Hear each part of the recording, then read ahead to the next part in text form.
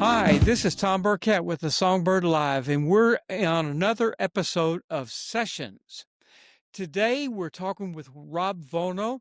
He is a master arranger and composer, and he recently retired from the Navy as the staff arranger of the Navy Band in Washington, D.C. Rob, tell me what you did in the Navy. What was your job? What kinds of things were you tasked to do? Well, originally hired as a trumpet player, as you know, Right. and started Sure. off that way. But I had college. I studied composition, and so that was always something that I worked at as well. And there was an opening actually in DC for a writer composer, and one of those spots had opened up.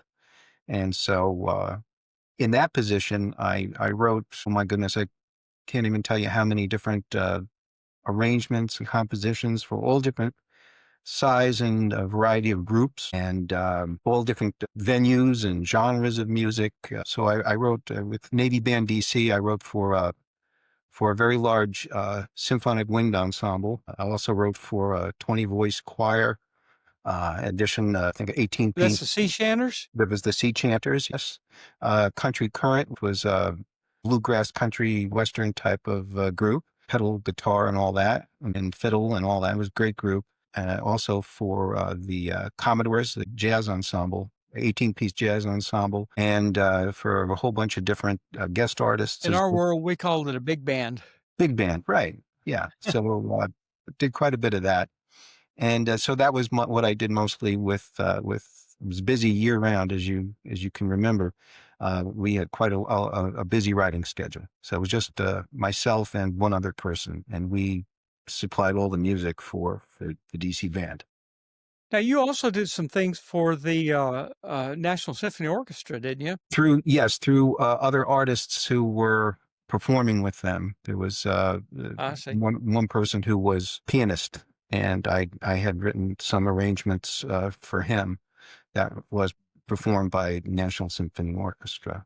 Yes, and some other orchestras I've played a lot of my stuff, but again through other artists, often will hire me to arrange music for them for an orchestra, which they can then carry with them to different orchestras throughout the country. And that's what I've done. Um, just a quick story about one of the experiences that I had with you. Rob and I went to the basic training in Great Lakes, Illinois, or we affectionately called it Great Mistakes, Illinois. My first experience with you writing an arrangement was very strange in that we were in the ceremonial group, which meant that we had access to instruments and were able to practice a little bit because we did the graduation. And then I was able to get my brass quintet sent, my book sent, which is very unusual. So we actually had a brass quintet in in basic training. But problem is we couldn't get practice time. And so Rob came up with this great idea. Hey, our company commander was from Cape Cod. I know that song, and how about I write an arrangement, that and so he'll like it, and so he'll give us some time. Well, I thought, well, gee, that's a great idea, but you don't have a piano, you don't have music staff paper, you don't have, you didn't have time. But you thought it was a great idea. And so what I did is I pilfered some typing paper, and I would sit in my bed at night, and I would create the lines for music paper, and then I passed it to you in the bunk next to me, and you would sit and write this, but you didn't have any kind of a piano or anything to kind of check your voicings or see how these chords sound together or whatever. But anyway, Rob, it turns out, wrote this great arrangement of Cape Cod, and he did it all in his head, and it turned out fantastically. And sure enough, it worked. Every time it was time to do push-ups or anything like that, Rob would say, "Hey, we really need to practice that song, Old Cape Cod." And sure enough, everybody else is doing. They call it physical training mainly I call it punishment. But anyway, but we were pretty much able to get out of that because of this great arrangement that you did. In fact, it was such a What's that? great arrangement that we used it on our CD, and we played verbatim what you wrote in boot camp without piano or anything like that, and it was just amazing. And that was 5, 6 years after you wrote it, and you still remembered the whole thing. I thought that was amazing. Anyway, so that was how I knew what a great writer you turned out to be. And then, shortly after that, you wound up with the job as the staff arranger of the Navy Band, which was no surprise to anybody who knew you. Anyway, I just thought that was a great story about my friend Rob, and what a memory you had. Wow, it brings back a lot of memories, doesn't it? It does. In fact, going to Great Lakes in winter, which was in and of itself an experience. I believe it was Yes. October. 22 below zero. It's horrible. And you made all the staff paper by hand, so with Yeah. an ink pen and a ruler. I'm really happy that you think it is so remarkable that I was able to do that without a piano. But I can tell you that all the professors that I had would say, "Well, you should be able to do that." So, but if you think it's that spectacular, I'll say, "Okay, yes, it was." But really, if you do this kind of work, it's something you should be able to do.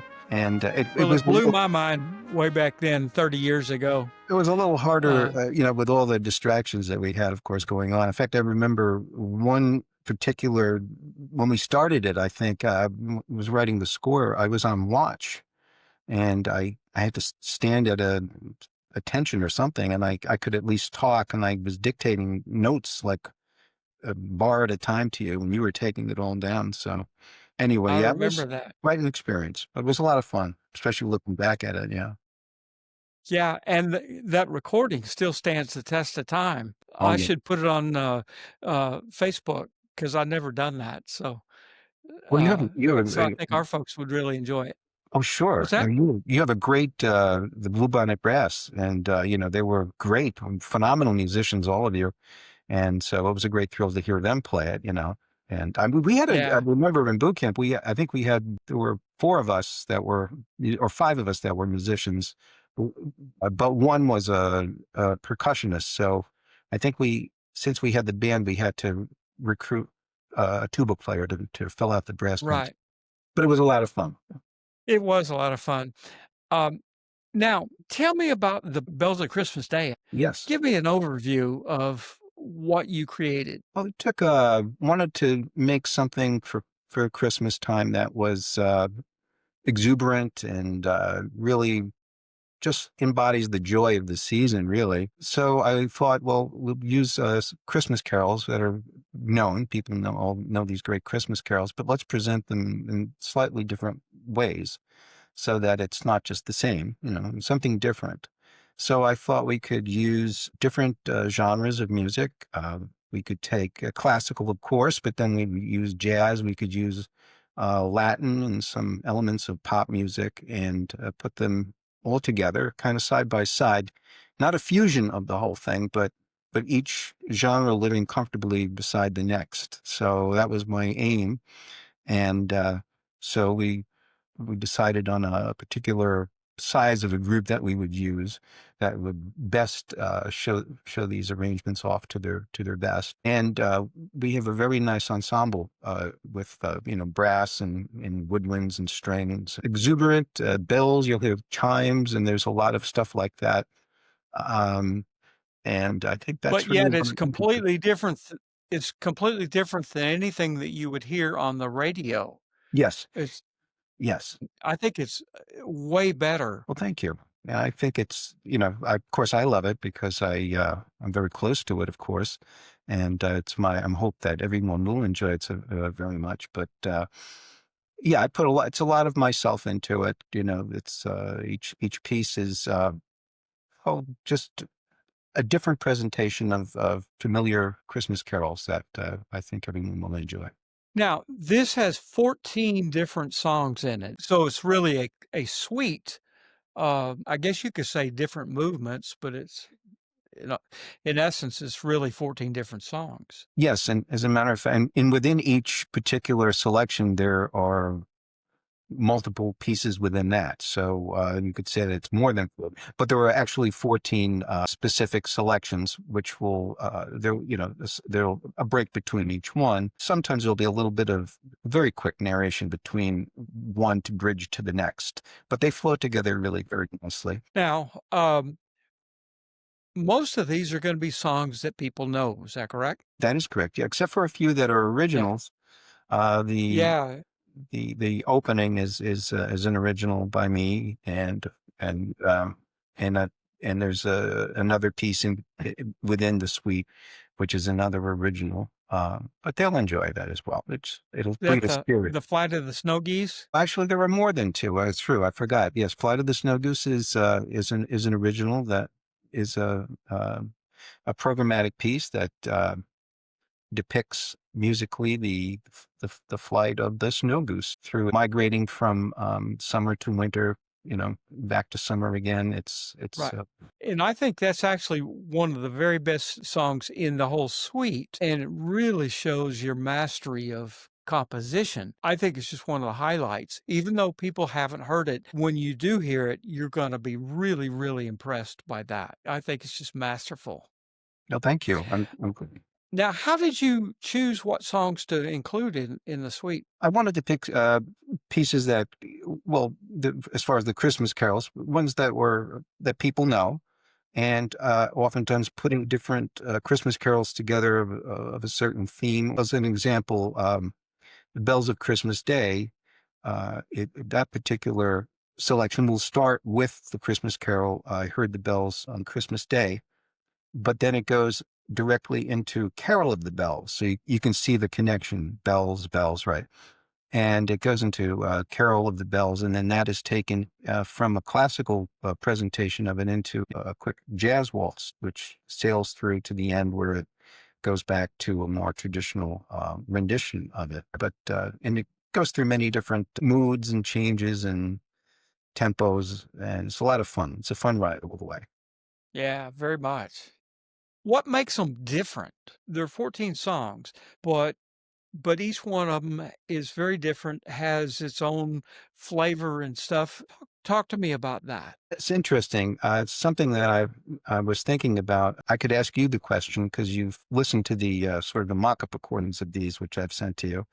So mock-up is just what it sounds like on my software. I could make a recording out of the score, and it's not a great representation of it, but it's an adequate amount. Anyway, so what makes them different? Well, I suppose it's that each one is filtered through me. So I suppose that's what makes my stuff different from anyone else's. That's all we do as writers, composers, arrangers, orchestrators. That's our life experience, and so you're taking different musical material, and it's being filtered through your mind, through your experiences, through the things that you like, and that's what should come out into the finished product. So I guess it's me with all of my my quirks or likes and And experiences, yeah. experiences, sure. And when I say quirks, I mean musical quirks, such as things that I like to listen to. I might like to use different elements or put two. Oftentimes I like to put two things together, like maybe two different themes together. Well, you And sometimes use different classical pieces on top of the melody, so you have several layers going on. yes, and that's it's a technique that I use a lot. A lot of composers use that, where you'll have one theme. And then there's of course, the central theme, the counter theme, and then there's this thesis, antithesis, that whole thing, and then there's oftentimes you'll hear the two come together at one point. And so I like to play with Right, that idea a lot. So I do yeah. like to put things together. See, do it Well, that way. one of the techniques that you use, you flow in and out of between major and minor, pretty frequently. I do. Uh, I like to oftentimes when I'm approaching a piece to arrange or compose, whatever it may be. Sometimes I'll presented a certain way, and then I sort of play it against type a little bit later on. I might move it into a minor key. I might do that, or I might slow the tempo way down when it was maybe moving along quite quickly, or put it in half the tempo. So it's all for to generate interest, of course, but it should tell a story, just like any story. So it should move from one point to the next to the next. No different than, for instance, if you're reading a book, a good story. So there would be different peaks, and then it'll fall off a little bit, and then next peaks a little bit more, and then you reach a certain high point, and then it might kind of fall off a little bit at the end, and there's a resolution. And it's no different. And this whole suite, if you think about it, it's the same way. Within each of the 14 selections, there will be peaks and valleys, and you'll reach a high point and then come down. But then overall, all 14 together are the same thing. So it's think of it maybe like chapters in a book, and that's what the whole suite is about. Now, John Korak, who is, you know, I do. who he's our conductor, I know. and he talks about it reminds him of like a kaleidoscope. Thank you. Is very similar to a kaleidoscope. The more you twist it, the more it seems to change shapes, but you're still looking at the same thing. It's just through different lights and stuff like that. Would you say that's an accurate representation of what you're hearing? Did John say that about the piece? Yeah. Uh-huh. Wow. Thank you, John. Yes, that's very accurate. In fact, I'm very happy that he said that. Yes. Yeah. Do you have to be a musician to enjoy this, or is it pretty accessible to everybody? No, you don't. You don't have to be. It's musicians will maybe be able to see things maybe under the surface.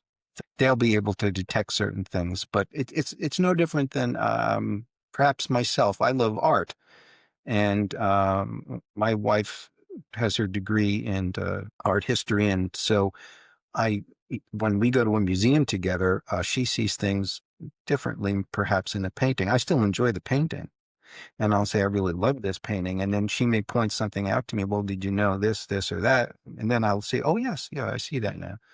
But overall, if I didn't know that, I would still enjoy it because I'm enjoying the piece as in its entirety. Whereas it's no different than music. Person that is not a musician can enjoy it because of what it sounds like. They don't perhaps need to know that in this bar or this bar, the orchestration does a certain thing, and over here it's a little different. That may not be important. It's something another musician would get intricately what it was, but average person would just hear something, maybe a little different here, a The little way bit here. the way I look at it, it's like layers. Hmm. There's just a lot of layers, and you still can enjoy it no matter what, because the picture's gorgeous. But if you can see, the more layers that you see, the more things that you hear and identify, the more enjoyment. What do you think of that? Sure. Well, getting back to the art analogy, I'm sure you're familiar with, Jackson Pollock, right? The paint can drips and all that. The art. He used that style for a certain period of his life. And someone interviewing him and asked him about the deeper meaning behind certain aspects of this. And he said, look, when you go outside and you see a field of flowers, you don't stop and sit and try to analyze why. You look at the field of flowers and you say, gee, I like it. It says something to me. I just like Yeah. Uh-huh. it. And so it's the same thing, really. Jackson Pollock with his paint trips, or say, for instance, me with how I'm presenting something. You don't have to really get into the technical aspects of why it works a certain way. You can just enjoy the whole, and don't worry about all that other stuff. Rob, tell me again, what kinds of things are you doing now? Mostly a lot of classical music now for original pieces, yes, which is when I studied, when I was in college, I had the privilege and honor of studying with Johnny Carisi, great, great writer. And I didn't say jazz writer, although he's known for that quite a bit. He didn't like to be labeled a jazz writer. He said, I'm an Uh-huh. American composer. And people would be astonished that he wrote legit pieces. He did. It's just that most of the stuff that he was known for was in jazz. And I've certainly done a lot of jazz writing in so far in my likes, but I enjoy also writing You original also, pieces. by the way, have a fabulous big band CD that you did and used all, I guess, DC musicians, Yeah, I a really lot of them from the military band and stuff. Um, and we could even have that for sale here whenever you come. sure. Yeah, And yeah, it's got Love is a Swinging Thing, I think is the name of it. it is. Yeah, Yeah, it's a lot of fun working on that one because I got to do yeah, a project just for me, and the way yeah, oftentimes when you're writing for somebody else, there are certain parameters that are in place that you adhere to. Perhaps instrumentation, how big the ensemble is, or the music selection. And oftentimes, working for different artists, they may not have a clear idea as to what they want. So they'll pick material, and if they don't really have an idea of what they want, then that I can tell them kind of, well, let's try this, and we can do that. And I've been fortunate to uh, to work with a lot of people that give me that latitude. So I have a lot of right. doing that. Mhm. You've also worked with a lot of Nashville musicians, haven't you? Yes, as a matter of fact, oftentimes I'm the how do I put this? They know my name and they may not know my face. So, because nowadays you don't have to travel to different areas, especially as a writer, if you want to stay busy. So sometimes I'm able to be at a studio, and that's the way I like it. But oftentimes I'm writing things that I have to send off to someone, and so a lot of stuff now has been going down in Nashville, and it's the great musicians. There are great musicians all over, but it's it's Yeah. it's interesting to hear also how the engineers will mix the final product at the end. It's quite a little bit of a different sound and very good. So yeah, Now, you wrote these songs for Songbird and for Cleaver. yes. Let me ask you about that. What was going through your mind? Well, I wanted to. I know you have a great music venue down there at the Songbird, and I wanted to have something for your town, which is a great town down there. It's a beautiful town. It's actually the Songbird is really a vibrant spot. So I wanted to have something that was your own, that you could say is Cleburne's own, and for Christmas. Right. So I call it a Christmas present to Cleburne. Absolutely, yeah. Yeah. So, ladies and gentlemen, if you're listening, once again, this piece that Rob wrote for the Songbird and for Cleburne is a Christmas present, so to speak. It's a whole bunch of these wonderful arrangements and written with this masterful artist who arranged these pieces. And he really didn't have any restrictions on what he wrote. So he just did what he thought was, hey, this would be really beautiful this way. This would be exciting this way. And I think it's kind of neat that you actually had the freedom to write just whatever was in your head. That's always nice when that didn't always happen, work writing for DC or things like that. Although I did my best to always, you know, you always have to put yourself in every piece, right? Your personality has to be there. But to have free total reign over I want to do, that's a nice thing, I have to say. To put it mildly, it's a very nice thing. Well, my friend, we are so much looking forward to this. And you are coming down here, right? Yes, as a matter of fact, I'll be one of the members of the orchestra too. So I get to work under John's talented baton on that. And so So, ladies and gentlemen, please make plans to come to the Bells of Christmas Day on December 13th and 14th. So you can make it an evening or you can make it a matinee show. And you can meet Rob and do his autograph and just totally enjoy this. I guarantee you, it's a fantastic piece of music. Rob really is very much a masterful arranger, and and when it's all said and done, what you're really going to do is just enjoy yourself. So, Rob, we look forward to seeing you as you come in December, and let's have a ton of fun. Absolutely. Ladies and gentlemen, this is Tom Burkett with Rob Vono for the Songbird Live. It's another episode of Sessions.